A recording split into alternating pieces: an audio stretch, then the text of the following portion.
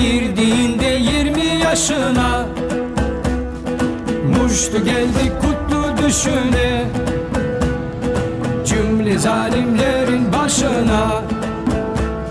Saklı bir dert gibi Osman Bey, harcı elde balından harcı, kahrolsun kafirlerin burcu, Ertuğrul Gazi'nin övücü.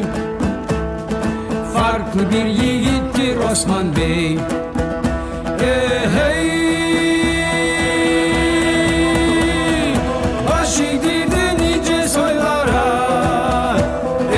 Hey, gök aradı kızıl tuğlara, vurdu pençeyi zalimlere, kara bir kurt gibi Osman Bey, vurdu pençeyi zalimlere, kara bir kurt gibi Osman Bey.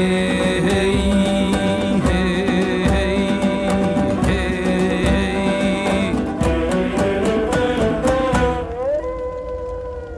Boz yeleli doğru atlarla, güçlü zırh zahmet pusatlarla, tunç yürekli yiğit altlarla yazdığı bir destan Osman Bey.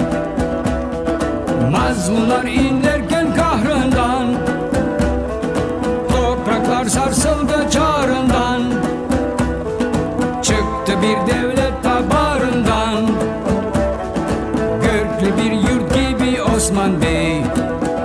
Hey, baş eğdirdi nice soylara.